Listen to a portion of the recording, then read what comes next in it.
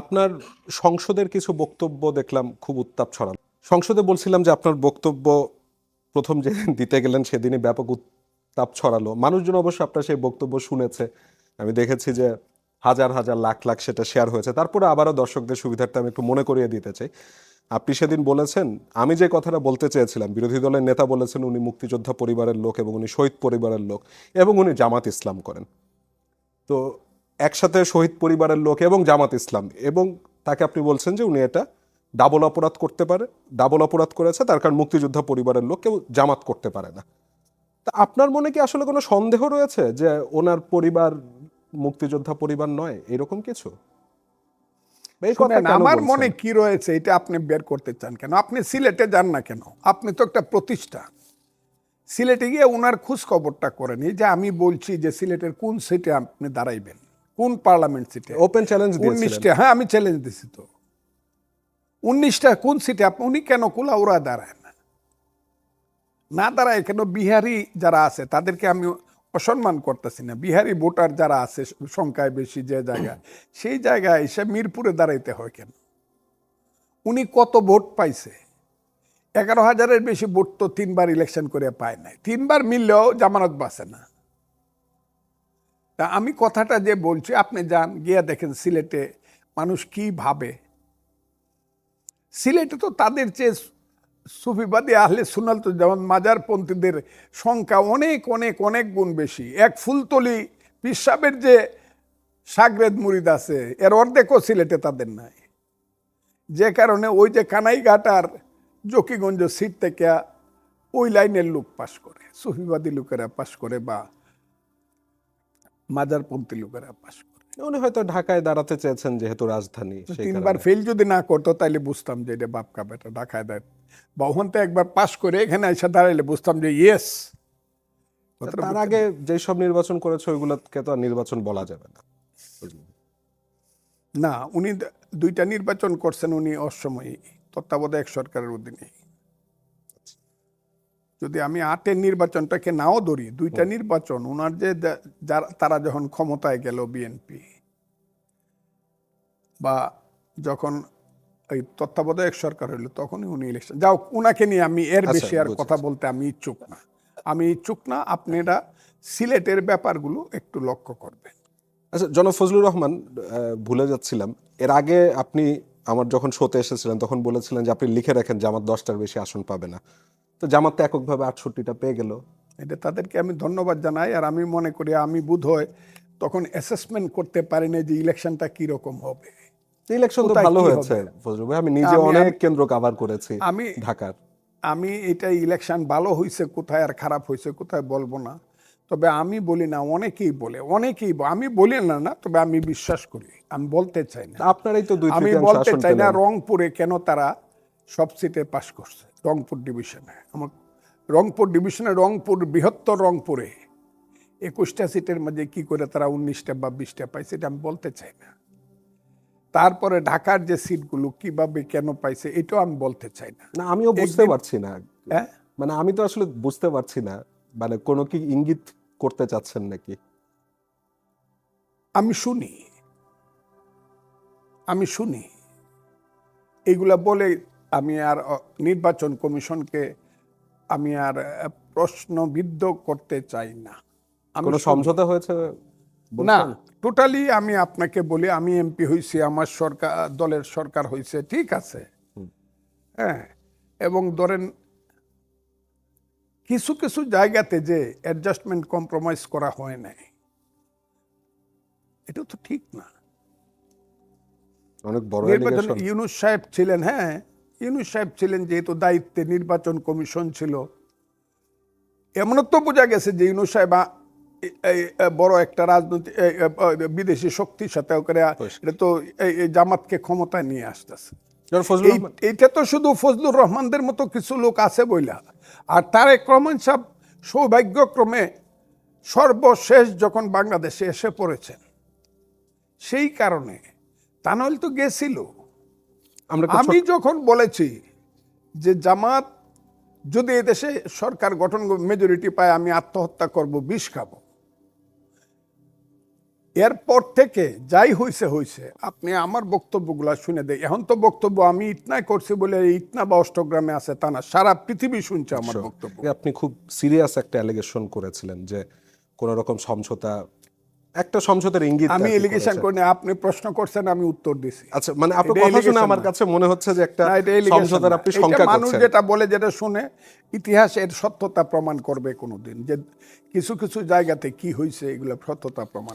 যদি ধরেন এইরকম মানে শঙ্কার যে জায়গাটা আপনি রাখছেন, এটা যদি সত্যি হয় তাহলে তো বিএনপি যে ক্ষমতা আসলো সেটাও তো প্রশ্নবিদ্ধ হয়ে যাচ্ছে। এটা তো বলছে, এটা তো ওই দিন জামাতের আমির সাহেব বলল কি বললো? যে আমরা তো পাশ করব, কিন্তু তারা তো অকরিয়া পাশ করছে। হ্যাঁ, চক্রা পাশ তো আমরা করছিলাম, এই তো ওই দিনও বলছে, পরশু দিনও বলছে তার বক্তৃতা, তারা পাশ করেছে। যদি ফেয়ার ইলেকশন হইতো তাহলে আমরা পাশ জামাত তো অভিযোগ করছেই যে ফেয়ার ইলেকশন হয়নি, তাইলে আমি কইলে দোষটাকে। কিন্তু আপনারা তো জিতেছেন। হ্যাঁ, আপনারা তো জিতেছেন। আমাদের যে শক্তি, যদি আমাদের শক্তি আমরা প্রয়োগ করতে পারতাম নিউট্রাল জি, আরো বেশি নির্বাচন আসন পেতেন। কমিশনের অধীনে, নিউট্রাল গভর্নমেন্টের অধীনে, ওরা 10টা সিট পাইতো না। আমি এখনো চ্যালেঞ্জ করলাম, এখন চ্যালেঞ্জ করলাম, জামাতের আমির তো খুব জনপ্রিয় বাংলাদেশে, এখনো চ্যালেঞ্জ করলাম সিলেটের কোন সিটে দাঁড়াবে, আমি আমার ইটনা মিটামন অষ্টগ্রামের সিট ছাড়ে দিব, এখন বাই ইলেকশন করি, দেখেন সিলেট থেকে সে পাস করে কিনা। যাই হোক, এই জন্য তারও কাজে এইগুলা কয়ে লাভ নাই, কি হয়েছে না হয়েছে এটা মানুষ জানে। পরিষ্কার। তা আপনি ওই জাতীয় সংসদে অমন বক্তব্য দেওয়ার পরে আমি নিজেই দেখছিলাম সংসদ অধিবেশন খুব উত্তাপ ছড়ালো, জামাত আমির একটি প্রতিক্রিয়া জানালেন, তীব্র প্রতিক্রিয়া, এবং তারপর আমি বিভিন্ন ফেসবুক পেজে দেখলাম যে আপনাকে নিয়েও কিছু অভিযোগ করা হচ্ছে যে আপনি নাকি মুক্তিযুদ্ধই করেননি।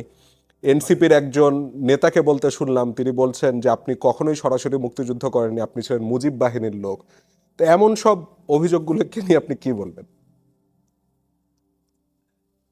ওই যে ছেলেটি, বলবো না এখন তো সে মাননীয় সংসদ সদস্য এবং হুইপ বিরোধী দলের, এটা বোধ নাহিদ বলছে আমি মুজিব বাহিনীর সদস্য, আরো বলেছে আর কি এনসিপি।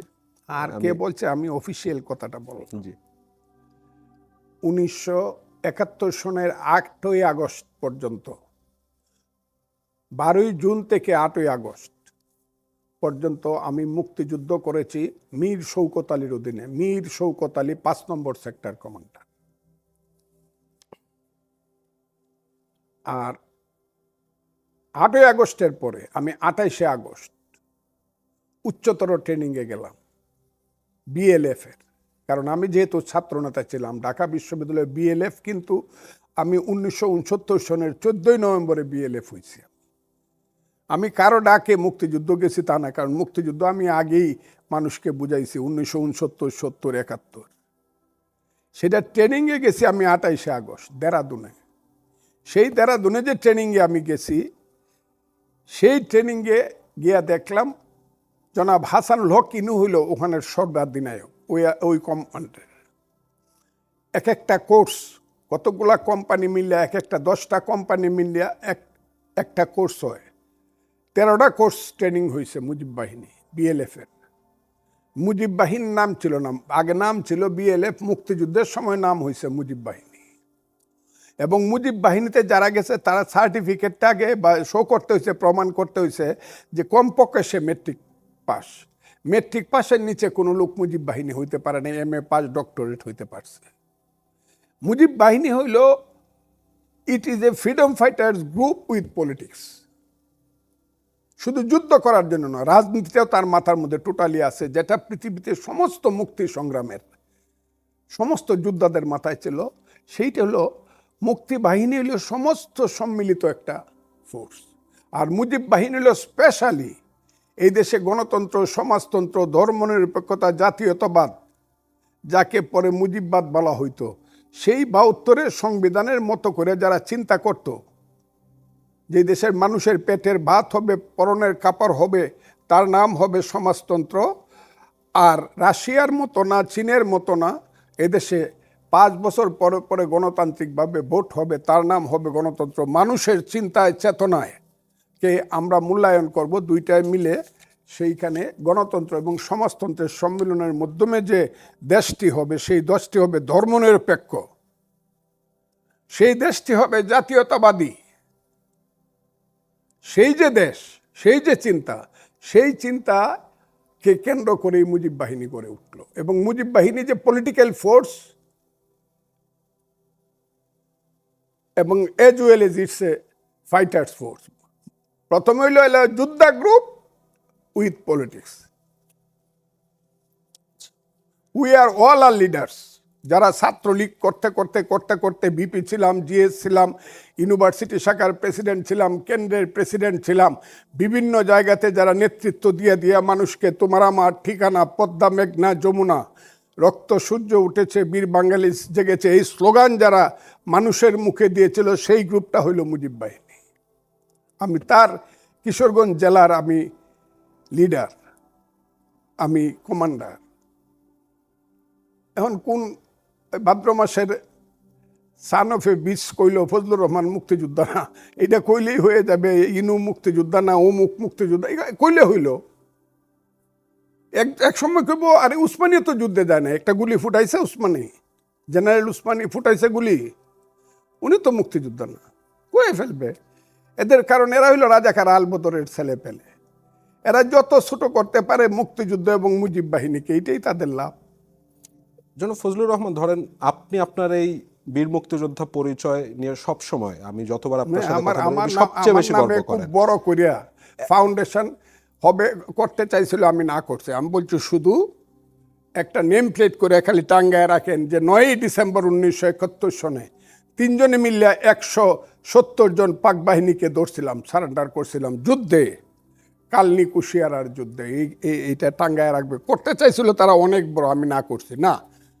যেটা বলতে যাচ্ছিলাম যে এই পরিচয়টা নিয়ে আপনি সবচেয়ে বেশি গর্ব করেন, এবং এটা নিয়ে যখন এ ধরনের কথাবার্তা হয়, মানে আপনার জন্য কি এটা খুবই দুঃখজনক কিনা? কথাবার্তা কে কয়? এদেরকে তো আমি চিনি, এদেরকে তো আমি এই দেশে একদম নিকৃষ্ট শ্রেণীর জীবকে যতটুকু সম্মান করি, যারা এইসব কথা কয় এদেরকে তো আমি এতটুকুও সম্মান করি না। মানে এসব অভিযোগ কারণ আমি মনে করি এইগুলার জন্মই বৃথা। যাই হোক, সংসদে আপনার সেই বক্তব্যের পরে আমি দেখলাম জাতীয় মুক্তিযোদ্ধা পরিষদ একটা বিবৃতি দিয়েছে, আপনার চোখে পড়েছে নাকি জানি না, এবং তারা বলেছে যে আপনার এই বক্তব্যের তারা তীব্র নিন্দা জানায়, প্রতিবাদ জানায়। সেখানে সভাপতি হচ্ছেন ইঞ্জিনিয়ার মুসলিম উদ্দিন, সেক্রেটারি জেনারেল তাজি, এবং আরো 70 জন মুক্তিযোদ্ধা সেখানে বিবৃতি দিয়েছিল। তো এই বিবৃতিটাকে আপনি কিভাবে দেখেন? তারা মুক্তিযোদ্ধা কিনা আমি জানি না, আমার কথাটা বোঝার চেষ্টা করেন। কারণ জামাতের অনেকেই বলতেছে মুক্তিযোদ্ধা, যাদেরকে আমি মহাপাপী মনে করি, এখনো মনে করি। আমি বলছি ডাবল অপরাধী, জামাতের আমি ডাবল অপরাধী। তার ফ্যামিলিতে যে যে লোক শহীদ হয়েছিল তাকে তো মুক্তিযোদ্ধারা মারে নাই, তাকে তো হয় রাজাকার আলবদর মারছে, না হয় পাকিস্তানি বাহিনী তাকে হত্যা করছে। তো যারা তার বাবাকে বা চাচাকে বা তার আত্মীয়কে হত্যা করছে, সেই দলটাই যদি করে, সে তো ডাবল অপরাধী। কারণ মুক্তিযোদ্ধা হইয়া জামাত করা অপরাধী মুক্তিযোদ্ধা পরিবারের, আর শহীদ মুক্তিযোদ্ধা পরিবার করা মানে ডাবল অপরাধ। এখন জামাত তো একটা রাজনৈতিক দল, উনি ওনার মতন করে ভেবেছেন যে আমি এই রাজনৈতিক দলে যাই, সমস্যা কি ফজলু ভাই? সমস্যা নাই, শুধু অপরাধী হিসাবে পাতায় ইতিহাসের খাতায় চিহ্নিত হয়ে থাকবে, কোনো সমস্যা নাই। এটা হবে, দিস টাইম উইল কাম। জামাত তো স্বাধীন সার্বভৌম বাংলাদেশে তো বিশ্বাস করে। এখন কোনটা জামাত? এখন তো স্বাধীন সার্বভৌম বাংলাদেশে বিশ্বাস করে। তা আমি জানি না, তবে যে বাংলাদেশে বিশ্বাস করে তার রাজধানী হবে রাওয়ালপিন্ডি, আর কি বাংলা স্থান। সম্প্রতি আপনার সংসদে আরেকটি বক্তব্য আমি শুনছিলাম, যেদিন আপনি বলছিলেন যে কিছু কিছু মানুষ আছে যারা বলে যে ফুটবল খেলা দেখা যাবে না, ব্রাজিলের খেলা দেখা যাবে না, আর্জেন্টিনার খেলা দেখা যাবে না, তারা বর্বরতার দিকে দেশকে নিয়ে যেতে চায়। এরা কারা? কাদের কথা বলছেন আপনি? স্বাধীনতা বিরোধী শক্তির যারা এখনকার সময় পর্যন্ত স্বাধীনতা বিরোধী যারা যারা ছিল, যে দল ছিল, 1 নম্বর হলো 93,000 পাকিস্তানি, তারা মানুষকে হত্যা করছে। এবং এটা লেখা আছে 16ই ডিসেম্বরের চুক্তিতে লেখা আছে, তাদের সহযোগী মুসলিম লীগ, জামাত, নেজাম, আলবদর, রাজাকার, আল শামস, তাদের যে পরবর্তী বংশধর এখনো যারা বলতে পারে নাই যে আমার বাপরে মুক্তিযোদ্ধারা পানিতে ফেলায় মেরে ফেলছিল, আমার দাদারে অতে নিয়ে এই মাটি চাপা দিছিল, ওই যে মুক্তিযুদ্ধে যারা এই জেদটা যাদের মধ্যে, প্রতিহিংসাটা মুক্তিযুদ্ধের প্রতি বা মুক্তিযোদ্ধাদের প্রতি রয়ে গেছে, আমি তাদের কথা বলছি। এরা যদি ভুলে ফেলতো আর বলে ফেলতো যে না আমরা সব ভুলে গেছে, আমাদের পূর্বপুরুষ ভুল করে গেছে, আমরা বাংলাদেশ মানি, তাইলে আমার কোনো কথা ছিল না। আমি এটা কিন্তু তো বলছে তো। বলে নাই, উপহাস করছে 47 থেকে এখন পর্যন্ত। যদি কোনো ভুল আমরা করি, এগুলো উপহাস করা, মানুষের উপহাস করার ফিলিংস দিয়ে, অনুভূতি দিয়ে মাপ চাওয়া এক জিনিস না। আজকে তাদের শক্তি আছে কালের কারণে।